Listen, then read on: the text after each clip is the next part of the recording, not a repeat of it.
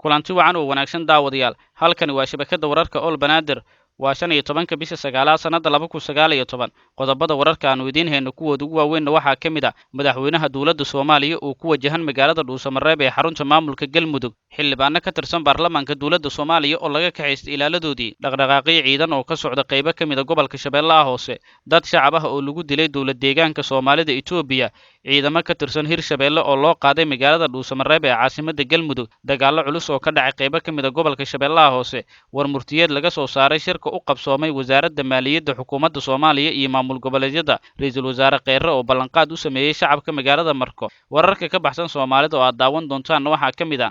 dadka reer Tunisia oo maanta u dareeraya goobaha codbixinta iyo Mareykanka oo eedeyn kulul u jeediyay dawladda Iiraan daawadayaal intaasi waxa ay qodobadii warkeena ugu waaweynaa haatan waxaad ku soo dhawaataan isagii oo inta ka faahfaahsan aynu ku bilownay madaxweynaha dawladda Soomaaliya ayaa ku wajahan magaalada Dhuusamareeb ee xarunta Galmudug waxaa lagu wadaa in la soo gabagabeeyay shirka dib u heshiisiinta beelaha deegaanada maamulka Galmudug kaasi oo shantii bishan uu magaalada Dhuusamareeb ka furay ra'iisul wasaaraha xukuumadda Soomaaliya Xasan Cali Kheyre shirkan ayaa waxaa loogu talagalay inay ka qayb galaan 356 ergo ha yeeshee ay gaarayaan in ka badan 700 oo ergo oo laga soo xulay 11 beelood ee deegaanada Galmudug waxaana 10 maalmood oo uu socday looga hadlay arrimo dhowr ah ergadii loogu talagalay shirka oo ahay 356 ergo ayaa kor u dhaaftay 700 oo ergo waxaa si nabad ah loogu soo dhaweeyay caasimadda dawlad goboleedka Galmudug oo ah magaalada Dhuusamareeb muddo bil ah iyaga oo aan dareemin ciriir iyo culays waxa ay si xor ah u soo bandhigeen tabashooyinkii ay qabeen iyo qaladaadkii horay u dhacay iyaga oo wada qaatay casharo la xiriira xalinta khilaafaadka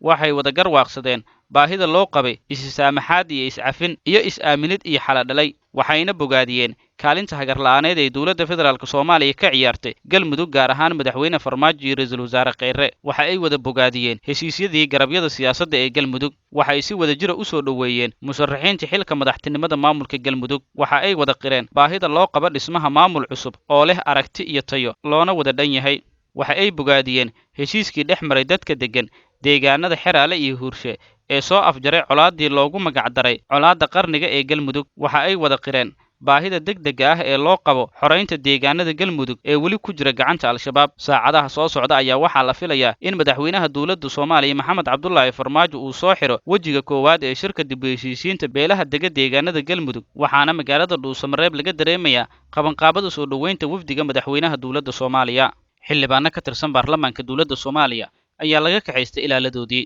xildhibaanada baarlamaanka federaalka Soomaaliya intoodii ilaal ahaanta u wadatay askar ka tirsan militariga dawladda Soomaaliya ayaa laga kaxaystay kuwaasi oo intooda badan looga yeeray taliska militariga ee Soomaaliya ee xaruntiisu tahay Villa Baydhabo xildhibaano ka tirsan labada gole ee baarlamaanka federaalka Soomaaliya ayaa warbaahinta u sheegay in muddo ka badan 7 aysan haysan wax ilaala ah ammaankooduna uu xilligan qatar ku jiro maalintii shalay ahayd ayaa xarunta Villa Baydhabo waxaa tagay senataro iyo xildhibaano ka tirsan baarlamaanka federaalka Soomaaliya kuwaas oo markii dambe lagu wargeliyay in aan loo fasaxi doonin askartooda iyadoo askartiina lagu amray inaysan ka bixi karin xerada Villa Baydhabo senator Nuura Faarax Jaamac oo ka tirsan aqalka sare ee baarlamaanka dawladda Soomaaliya oo la hadashay warbaahinta ayaa sheegtay in amarka lagu xareeyay askartii ilaalada ama staafka u ahayd iyada iyo xildhibaanada kale ee ka tirsan baarlamaanka uu ka soo baxay taliyaha xoogga dalka General Oduwaa Yuusuf Raage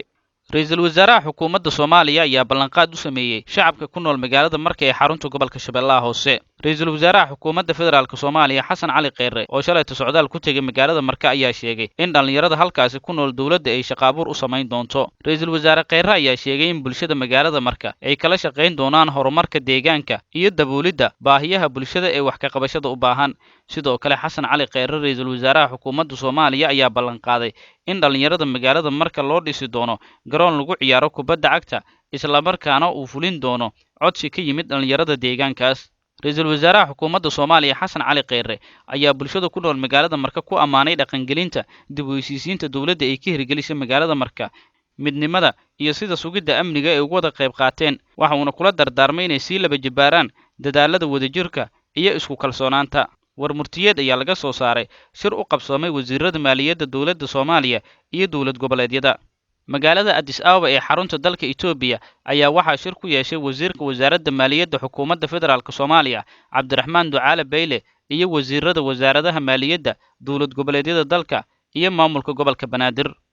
kulankan ayaa waxaa ka qayb galay sanduuqa lacagta adduunka ee IMF bangiga adduunka World Bank midowga Yurub iyo marti sharaf kale waxaana looga hadlayay arrimo kala duwan. intii uu socday kulanka ayaa waxaa looga hadlay arrimaha deyn cafinta Soomaaliya wejigiisa afraad, isla markaana waxaa shir gudoominayay wasiir Cabdiraxmaan Ducaale Bayle. sidoo kale shirka ayaa waxaa lagu soo bandhigay waxyaabihii uu qabsoomay wasaaradda maaliyadda dowladda Soomaaliya, iyadoona la isla gartay shaqooyinka dalka hor yaalla in la qabto si loo gaaro hadafka fog ee soo celinta macaamilkii dhaqaalaha ee Soomaaliya. wasiirka wasaaradda maaliyadda xukuumadda federaalka Soomaaliya ayaa sheegay in dhammaan madaxda wasaaradaha maaliyadda maamul goboleedyada ay ku heshiiyeen in la hormariyo danta maaliyadeed iyo dhaqaale ee ummadda Soomaaliyeed. dhaqdhaqaaqyo ciidan ayaa waxa ay ka socdaan qaybo ka mid ah gobolka Shabeellaha Hoose. ciidamada dowladda Soomaaliya ayaa waxay dhaqdhaqaaqyo ciidan ay ka wadaan deegaano iyo degmooyin ka tirsan gobolka Shabeellaha Hoose, halkaasi oo ay ka dhaceen dagaallo u dhexeeya ciidamada dowladda iyo Al-shabaab. ciidamada dowladda Soomaaliya iyo xubno ka tirsan Al-shabaab ayaa waxa ay dagaallo culus ku dhex mareen degmada Owdheegle, Afgooye, Qoryooley iyo deegaanka Bariire kadib markii Al-shabaab ay weerareen saldhigyo ay ku sugnaayeen ciidamada dowladda. saraakiil ka tirsan ciidamada xoogga dalka ayaa waxay warbaahinta u sheegeen inay wadaan howlgallo kale oo ay ku doonayaan inay shabaab uga saaraan deegaano iyo degmooyin ka tirsan gobolka Shabeellaha Hoose, isla markaana ay baadigoob ku hayaan xubno ka tirsan Al-shabaab ee saldhigyada ciidamada soo weeraray. ciidamada dowladda Soomaaliya ayaa howlgallo kala duwan waxay sanadkan ka sameeyeen deegaano iyo degmooyin ka tirsan gobolka Shabeellaha Hoose, waxayna kula wareegeen degmada Owdheegle iyo deegaanada Sabiib iyo Caanoole, halkaasi oo hore ugu sugnaayeen xubno ka tirsan Al-shabaab.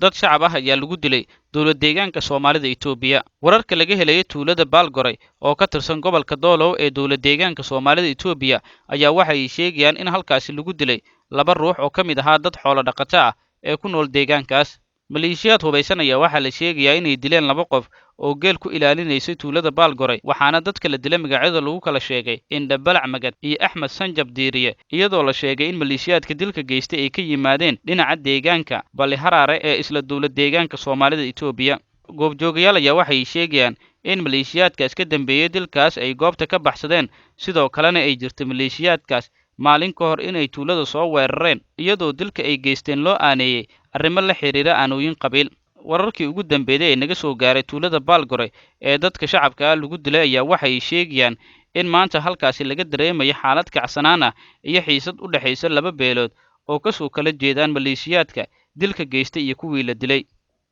ciidamadii muranka ka taagnaa ee magaalada Beledweyne ayaa loo qaaday magaalada Dhuusamareeb ee xarunta Galmudug. wararka laga helay magaalada Beledweyne ee xarunta gobolka Hiiraan ayaa waxay sheegayaan in goordhow halkaasi ay ka baxeen ciidamo ka tirsan maamulka Hirshabeelle ee muranku uu ka dhashay, kuwaasi oo maanta u ambabaxay magaalada Dhuusamareeb ee caasimadda dowlad goboleedka Galmudug. ciidamadan oo aan weli tiradooda la shaacin ayaa waxaa shalay tababar loogu soo xiray magaalada Beledweyne, waxaana qaadistooda horey u diiday odayaasha iyo waxgaradka magaalada Beledweyne. ha yeeshee saraakiil ciidan ayaa warbaahintu u xaqiijiyay in maanta la qaaday. amarka lagu qaaday ciidamadan ayaa warar soo baxay waxay sheegayaan inay bixisay dowladda federaalka Soomaaliya, waxaana taliyaha guutada 5aad ee qaybta 27 Faarax Cali Waasuge oo shalay la hadlayay boqolaal ka mid ah ciidankaas ayaa sheegay inay fulin doonaan amarka dowladda, isla markaana ciidamadan la geyn doono halkii dowladdu ay martay. lama oga waxa ay yeeli doonaan odayaasha dhaqanka gobolka Hiiraan oo uu qayb ka yahay Ugaas Xasan Ugaas Khaliif oo ka mid ahaa salaadiinta gobolka Hiiraan, kuwaasi oo dhowr mar diiday in ciidamadaas ka tirsan maamulka Hirshabeelle loo qaado magaalada Dhuusamareeb. dagaallo u dhexeeya ciidamada dowladda Soomaaliya iyo Al-shabaab ayaa waxay ka dhaceen deegaano iyo degmooyin ka tirsan gobolka Shabeellaha Hoose. dagaaladan ayaa waxay siyaabo kala duwan uga dhaceen deegaano iyo degmooyin ka tirsan gobolka Shabeellaha Hoose, kaasi oo u dhexeeya ciidamada dowladda Soomaaliya iyo Al-shabaab. deegaanada iyo degmooyinka ka tirsan gobolka Shabeellaha Hoose oo ay ku dagaalameen ciidamada dowladda iyo Al-shabaab ayaa waxaa ka mid ah degmada Owdheegle, Afgooye, Qoryooley iyo deegaanka Bariire ee gobolka Shabeellaha Hoose. waxaana la sheegayaa in dagaalkaasi uu yimid kadib markii Al-shabaab ay weerareen saldhigyo ciidamada dowladda Soomaaliya ay halkaasi ku leeyihiin. dad ku sugan deegaanada gobolka Shabeellaha Hoose ayaa waxay sheegayaan in dagaalada qaarkood ay socdeen in ka badan saacad, halka kuwa qaarna ay ahaayeen kuwa ku dhifo oo ka dhaqaaq ah. ha yeeshee aysan caddayn karin khasaaraha dhabta ah ee ka dhashay dagaalada u dhexeeya ciidamada dowladda iyo Al-shabaab. dagaalka ugu cuslaa ayaa waxa uu ka dhacay degmada Qoryooley ee gobolka Shabeellaha Hoose, waxaana la sheegayaa in dagaalka intii uu socday ay gubteen guryo ay deganaayeen dad shacab ah, isla markaana ay khasaare dhaliyeen. saraakiil ka tirsan ciidamada militariga Soomaaliya ee gobolka Shabeellaha Hoose ayaa dhankooda waxay sheegeen inay iska difaaceen weeraradii ay ku soo qaadeen xubno ka tirsan Al-shabaab isla markaana ay khasaare gaarsiiyeen. Wararka laga helaya deegaanadii lagu dagaalamay ee gobolka Shabeellaha Hoose ayaa waxay sheegayaan in xaaladdu ay tahay xilligan mid degan, ha yeeshee ciidamada dowladda Soomaaliya ay wadaan howlgallo ay ku baadigoobayaan xubnihii ka tirsanaa Al-shabaab ee weerarka soo qaaday. Weli waxaad daawanaysaan wararka shabakadda All Banaadir, markaana akhbaraadka caalamka. Dadka reer Tunisiya ayaa maanta u dareeray goobaha doorashooyinka.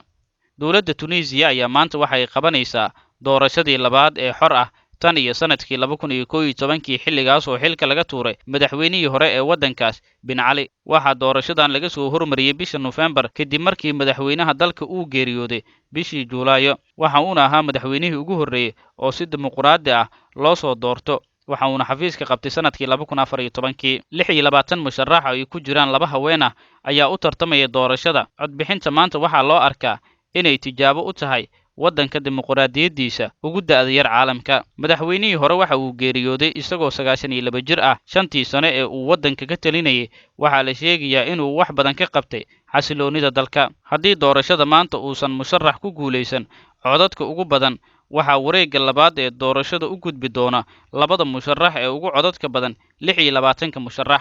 Ugu dambeyntiina dowladda Mareykanka ayaa eedeyn kulul u jeedisay dowladda Iiraan. Xogayaha arrimaha dibadda Mareykanka Mark Pompeo ayaa Iiraan ku eedeeyay weerarkii diyaaradaha aan duuliyaha lahayn ee loo adeegsaday ee Sabtidii lagu qaaday warshadaha shidaalka ee waddanka Sacuudiga. Waxa uu meesha ka saaray sheegashada Xuutiyiinta Yemen ee ah inay weerar ku qaadeen 2 warshadood oo ay maamusho shirkadda Aramka ee Sacuudiga laga leeyahay. Wasiirka tamarta ee waddanka Sacuudiga ayaa sheegay in duqeymahaasi ay hoos u dhigeen wax soo saarka saliidda 5.7 bilyan oo barmiil oo ah kala bar shidaalkii ay boqortooyada dhoofin jirtay. Warfidyaanada ayaa waxay sheegeen in weerarkan uu saameyn weyn ku yeeshay qiimaha saliidda ee caalamka. Muuqaal laga soo duuba halka uu ka dhaco weerarka ayaa muujinayay dab weyn oo ka kacay warshadda Abqiic oo ah goobta ugu weyn shirkadda Aramco ay shidaalka ku sifayso,